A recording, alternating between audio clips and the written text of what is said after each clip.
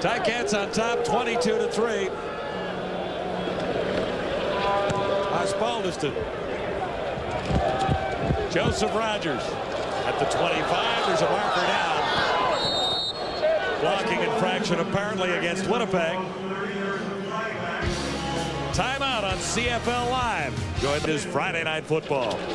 Live action. Kerwin Bell over the middle for Philpott. Couldn't hang on. Been a frustrating night for Kerwin Bell.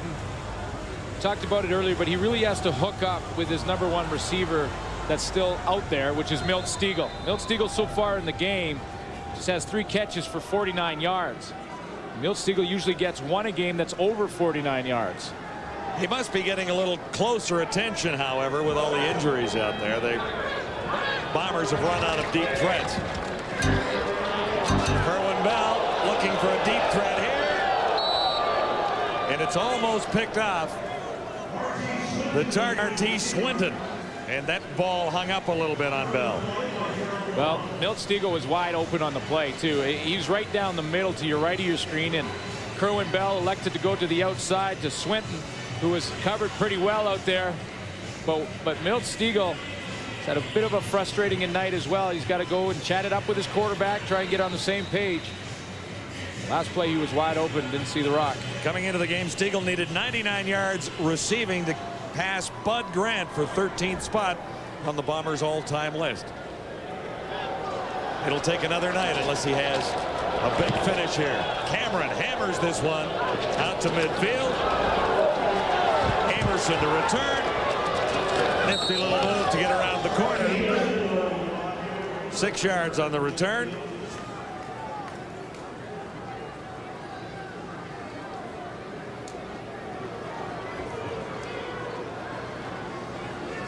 Talking about turnarounds as we have about the Ticats. Here are a couple of note. Plus 22 for the Argos from 95 to 96. Well, Hamilton's 25 points was a team record. Broke the record of 24 points that they had in the '89 season. Richie has the golden opportunity, doesn't he? Well, yeah, I guess you could put it that way. But Richie turned around the BC Lions for 3-15 season into a playoff team. Well, he really did. I mean, in 1992, Dave Ritchie looked at a Lions team that was 3-15 that year, took it over in '93. They improved to 10-8. Made the playoffs for the first time in a long time. That's right. And then the very next year, of course, they won the Grey Cup with an 11-6-1 record. There it is right there, 1994, 11-6-1. And, you know, when you look at that, you really wonder why he's still not in BC. 56-32 with 2 ties. You know, you get into double figures in the win column and you think you should keep your job. McManus has a wide open target. It's Eric Lapointe again. Been impressed with Eric Lapointe, haven't you? Yeah, absolutely. For the rookie in his first game and getting a chance to play a little bit with a nice, comfortable lead the Ticats have, and Archie Amerson being the workhorse also on special teams. I guess you can't ever have too many talented Canadians, but they found a couple here this year in Lapointe and the wide receiver Corey Grant, who's impressed too. That's him right beside Danny McManus, just out in the flat there, catches that one and turns it up. He showed good poise for a rookie. Andrew Gregg to the near side. McManus looked for Morreale and came up short on first down. They're battling to the echo of the whistle. That time Tyrone Rogers was battling in there with Dave Hack, and that was to the echo of the whistle. And now they're just talking about it all the way back, and there's Hack saying, hey, we don't have to do that, we have a nice big lead. But they were pushing and shoving well after the fact. It's battle in those trenches. And not a terrific night to play the game. Those guys are a little damp out there at this point. It's not really that chilly in Winnipeg, but it has been wet. Lapointe will get his first CFL touchdown right here. That's great to see. Eric Lapointe, 35 yards for 6. Eric Lapointe, he sold this play like a veteran.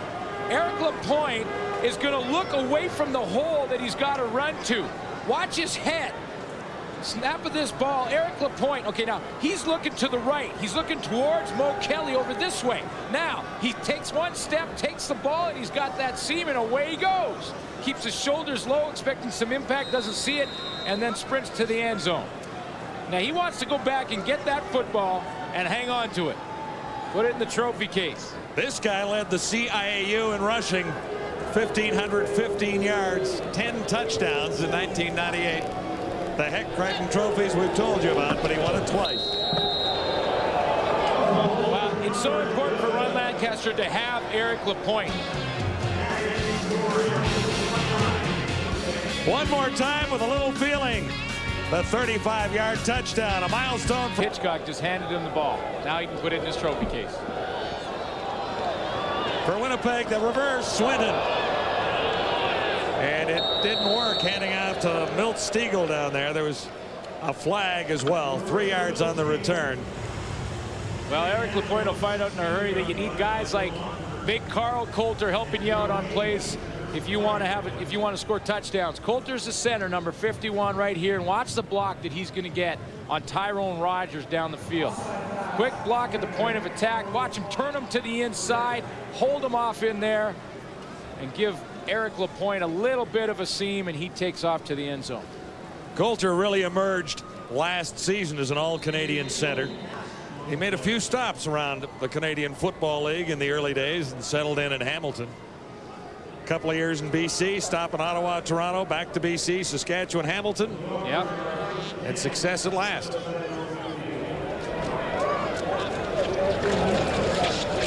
Tough night for Kerwin Bell. He has Millington here. Little center screen that was read by Philbrick and a couple. The gain is about a yard. Tiggle also in there, number 73. That could be the situation where you're just trying to get something positive. Run that screen play. It's a pretty safe throw. You just throw it in there and get a pass and catch. Got half a yard, but get a pass and catch.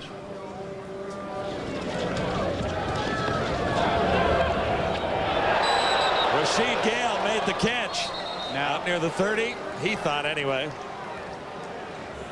Now they've spotted it there, Glenn. Yeah, now that was the catch. They ruled it a catch for Rasheed Gale. He had You to go didn't think low. it was? No, I thought it was, but I was wondering whether or not Rob Hitchcock should get called for a late hit. See, Rasheed Gale goes down and pull this one off the turf. Now wait, Rob Hitchcock waits, and then goes over and lowers the boom. Now, Yeah, but he got up to run. that was at the echo of the whistle.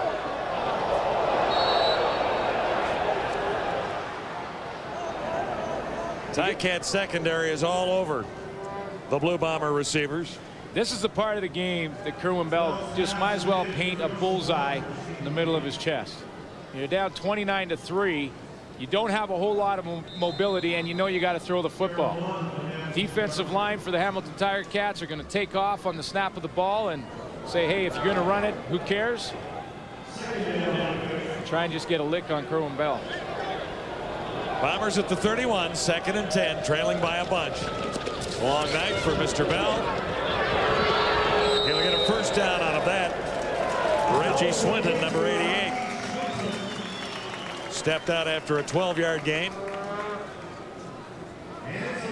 Well, the Winnipeg Blue Bombers started so strong. I mean, Dave Ritchie's going to take a couple positives from this game no matter how it finishes. First of all, he's going to love what he saw in Corey Philpott. No question that Corey Philpott, that year off, didn't hurt him at all. Secondly, he likes what he saw, or he will like what he saw in his defense for the most part. Bell missed the target. He had sorry, John. He had a couple of tough calls go against him in a crucial moment. I'm talking about penalties. You think back to the penalty on Tom Europe that I didn't think was a call that put Hamilton down there and close to the goal line, and he just has to try and hold the positives out of it, but they'll be better. In fairness, he did run out of wide receivers yesterday when Spencer McLennan went down. And he would have been in the lineup tonight. Well, he ended up having surgery yesterday. Yeah, and the other thing is he's got Robert Gordon sitting on the shelf. He's out 3 weeks. Flags were down. Joseph Rogers made the catch. And here's the injury problems for Dave Ritchie as it stands right now. G-Roy Simon, we saw him get hurt in the beginning, the starting wide receiver that he went with. He wanted to play, like you mentioned, Spencer McLennan, Matt DeBuck at that position and rotate them. He couldn't because they both went down with knee injuries. Offside, Hamilton, number 98, second down repeated. He also has Delan McCullough, who's a tailback, but a very good receiver out of that position, who was also nicked and couldn't dress today. So that's another guy he couldn't put in the lineup. He kind of went into this one holding his breath that he wouldn't lose a receiver. Well, he didn't have a backup receiver listed on his depth chart. Began with 2 rookies outside. Philpott made the catch and a couple of yards. But it's kicking time again for the Bombers, trailing 29-3. Well, Dave Ritchie thought about it there. I mean, the punt team was on its way on the field and they put on the brakes.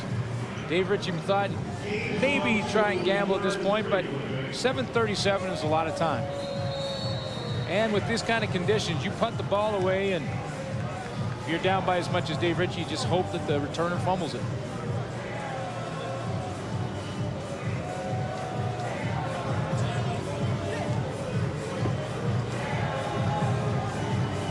You know, one of the concerns he also had coming in was the secondary, and I think, you know, Barry Wilburn out there for him played pretty well.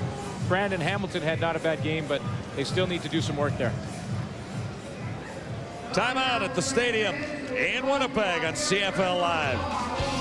Tyke, I told you should have been a hockey player, but your skating ability limited that a little bit. Very much so. Very limited. Good for Theo.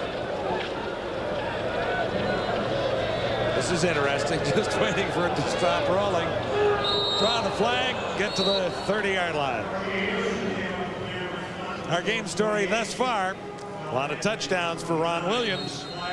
Yeah, and he churned out some yards too. Corey Philpott, nice comeback story and a good positive one for a team that was going to lose this game. Bombers 5 turnovers, and of course the Ticats taking advantage of that. And hey, nice story with Eric Lapointe. Feel good about that one, don't you? I really do. You know, it's tough because, you know, it's a limited roster, and a lot of times you get caught in the numbers game, and that's what happened to Eric Lapointe in Edmonton. They had Scott Dybert. They're happy with him. He's a veteran.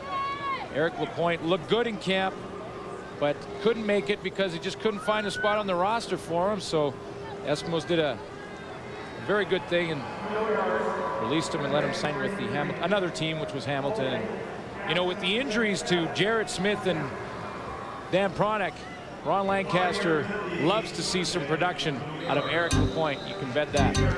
Lancaster was talking yesterday about the Lapointe situation and suggested this game of Canadian football is really all about timing. It's the team you get to when the opportunity is there. Well, and a chance to showcase yourself. Yeah, it's timing in the NFL as well. Be the right place at the right time. Lapointe again. Nice run there off the right side.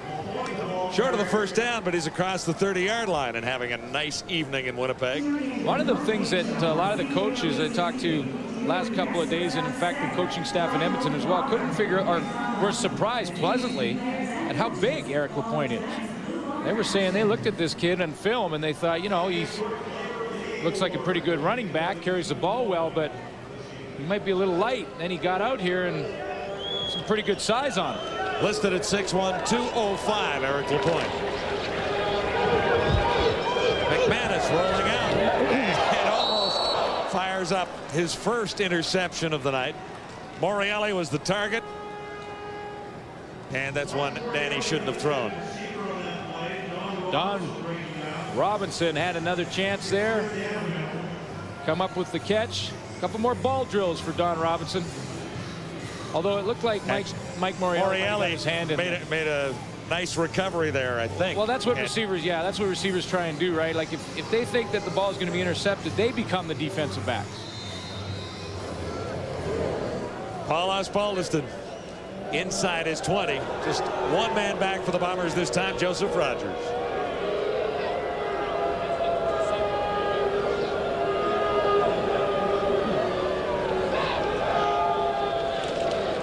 Osbaldiston has accounted for all the Ticat points on an early field goal. Joseph Rogers wrapped up inside the 40. Kerwin Bell has some time here on first down, waving receivers downfield. And he's wrapped up and down at the 35. Ziada and Gonzo going at it down there. Yeah, Floyd. Kerwin Bell just figured out what happens to a quarterback when he doesn't have receivers getting open for him. You could have put an hourglass on Kerwin Bell in that time. He just had no one to throw to. 5:04 till it's over for Winnipeg. Joe Montford has had an impact again tonight. It's been a good match. I've been watching it. Joe Mumford came up with an early tackle. It wasn't classified as a sack, but he got the quarterback. Yeah, it was a big play. And for the most part, though, Craig Hendrickson and Chris Perez have been holding their own. 2nd and 13 now for Bell and the Bombers. There's a strike well short of the first down at the 40 and another flag. Kerwin Bell is not happy. He just took a swing at Mike Philbrick, and now Perez, the big boys, have come in there and just circle the wagons. Bell was very unhappy with Philbrick taking that late hit.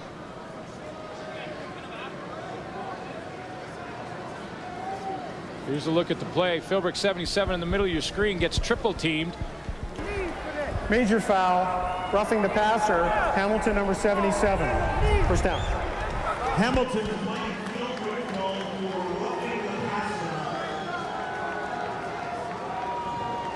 So Millington makes the catch. The Bombers get a first down the hard way. Well, this is important for 4 minutes. I mean, they're not going to win this football game, but Winnipeg needs to try and put a drive together. They need to take something positive into the game films the next day. Whoa, there was some movement there. Stiegel was about 3 yards over the line of scrimmage before the ball was snapped. This is what I'm talking about. This 4 minutes, 22 seconds left. They get a chance to get some timing down. Work a couple one-on-ones with Milt Siegel. Try and get him the football a couple times so you can get that combination back on track. Dave Ritchie needs to try and get something positive out of it. Don't just throw this one away with 4 minutes remaining. Offside, Hamilton, number 53. Whoa. That's interesting. The Ticats, Montford must have moved early on the other side. And that's what drew that's Drew Stiegel. They just thought he might as well go for it after seeing Montford. 1st and 5. Corey Philpott. He's surrounded down there and fired back. Philbrick is there. Gonzalo Floyd is there. Calvin Tiggle is there. Montford is there. It's a little unfair on Corey Philpott. He's surrounded there by big trees. This is where the contact, too, they get that extra hit after the game. You know, they're going to play each other 2 more times in the regular season, and it's just, even if you're on the losing side, you want to just keep hitting and just try and make some kind of statement that, hey, next time we line up, we're going to be ready to play against you. 2nd and 1, and Philpott is still driving in there, in spite of the fact that Gonzalo Floyd had him hogtied. The Hamilton Tiger Cats have so far lived up to expectations, haven't they? I mean, it wasn't a great beginning. No, but this is a team that, you know, is looking at a different situation heading into this year. Last year, no one really knew how they'd come together, and they knew they'd be better with McManus and Ron Lancaster in charge. But I don't think anyone realized or thought that they would have the record that they finished with. And then, you know, this year, though, they're expected to win, and that's a different type of pressure to have on you. But so far, they responded well. Everybody moved there on the Ticats side of the ball. Hamilton began last season under head coach Ron Lancaster with a narrow loss to the Calgary Stampeders. Number 62. First down repeated. Bombers charged with procedure. And then the Ticats went on a nice little run of 6 straight wins. And really, at that point last year, after 7 games, yeah, they pretty well locked up a playoff spot almost. I mean, compared to what they'd gone through the season before. Ticats on top. Nice start for the season. The Blue Bombers have a little work to do, and just 3 minutes to go at Winnipeg Stadium on a rainy night. It's been a long one for Dave Ritchie. Time has ticked down on the Blue Bombers. Kerwin Bell has an opportunity here. 1st and 15. Tight coverage, and that'll draw a flag. Rashid Gale, normally a defensive back, had 2 Ticats all over him. And Winnipeg gets a bit of a break here. Well, when Rashid Gale can turn and say to the ref, listen, I know about pass interference calls because I am a defensive back. Forward pass interference. Hamilton, number 17, first down. And there's no question about that one. That was pass interference. I believe it was. Keith Cobb is a rookie playing his first regular season CFL game. First I thought it was Steinauer there, but I was. Ticats' big quarter was the second with a couple of touchdowns. Bombers first down. Kerwin Bell looking for a newcomer. He's got it down near the 5-yard line. A little something to smile about as Smith makes a key catch at the 6. Well, offenses rely a lot on timing. Timing for the quarterback to take his drop, release the football on time, make sure he throws the ball to the spot where he wants the receiver to be, and that's why this last little bit of the game is important. You do a couple of plays like this, have some success, throw a couple of balls down the field, and at least when you go back, you can say, okay, we can build from that for next week.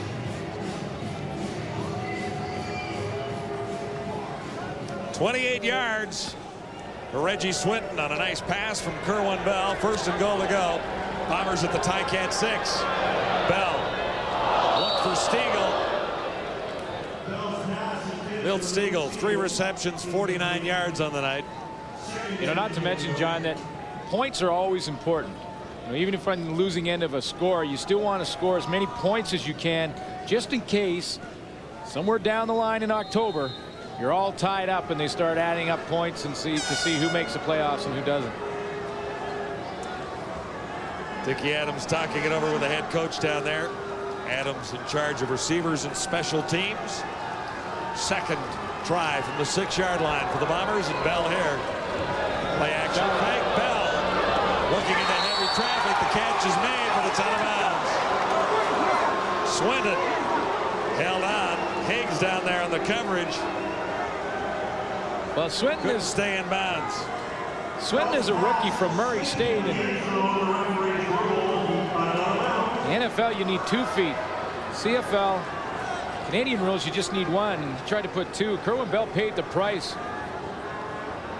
Chris Schilling came off the edge, and so you just need 1 foot in the CFL, and he didn't get either one. Swinton thought you needed 2. He tried to get both in, and both were out. Might as well go for it here. 3rd and 6. Target. Touchdown. No, couldn't hang on. Stiegel has had a frustrating night. But no touchdown. And this is frustrating for Milt Stiegel because he is out there running the out and is wide open. That should have been an easy pitch and catch. The reason it wasn't was because Rashid Gale brought his man into the picture. See Rashid Gale? Oh. He comes across there, and Orlando Steiner, it was just enough to distract Stiegel. He couldn't hang on to the football. But Rashid Gale doesn't know any better. He's a defensive back. Yeah, it's frustrating. More is expected from your #1 receiver.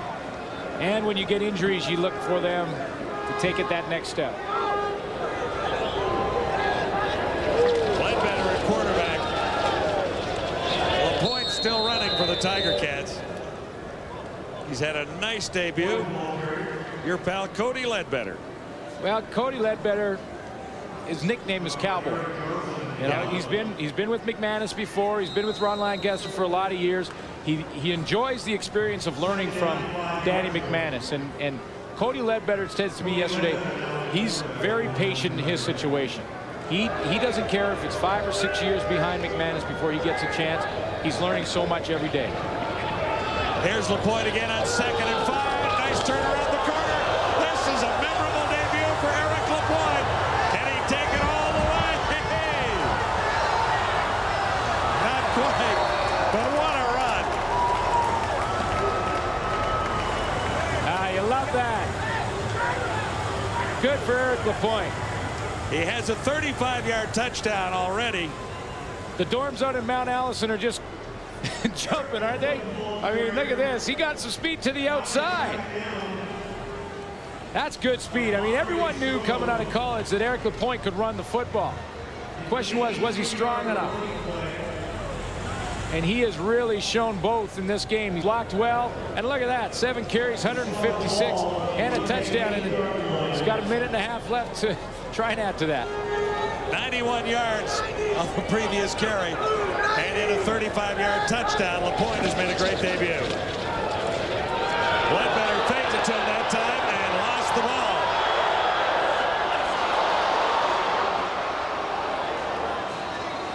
Grant Carter is down there trying to get it away.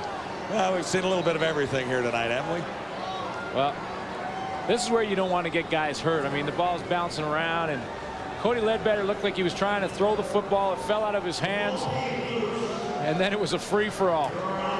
Okay, this is the play. Cody Ledbetter looks. Now, if he's in the forward passing motion, it's an No, that was a fumble. That came out on the way back. And now it's scrambling. This is where guys get hurt because the ball's on the ground and you're diving for it, and that's when you can hurt your knee. And I saw Benny Goods, number 40, right there in the end of that replay, limp to the sideline. And in this kind of game with this much time remaining, you certainly don't want to lose a guy like Benny Goods. Looked a little like Aussie rules there for a brief second. Offside pass, Winnipeg. Penalties decline. Major foul, rough play disqualification. Whoa. Winnipeg number 51. Grant Carter, the end of the play, started punching at the football. Number 51. Here's the ball. Okay, Grant Carter's on the ground. Now he kicks first. Now that's where he got thrown out for. That's the one. And then after that, he starts punching. I believe it was Dave Hack who was lying on the football. Carter hoping for better things tonight.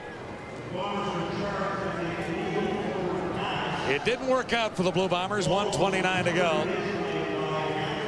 Well, Dave Ritchie, of course, he argues that, you know, he was pushed into doing it. I mean, Dave Ritchie will say, listen, Dave Hack took the first swing. But that doesn't matter. It's what the ref sees, and it's always the retaliation that the ref sees.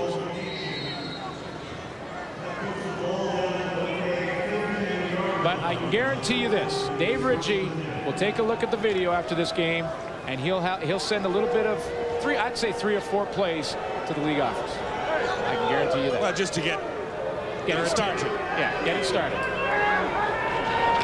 Ledbetter.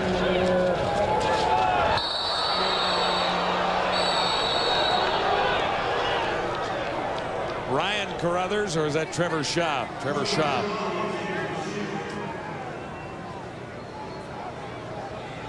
Shaw couldn't make the catch, and the toss from Ledbetter. 1:25 to go. At Winnipeg Stadium tonight, 29,000 paid attendance here. Sports Desk with Rod Smith, Bob Bronick coming up right after we sign off here.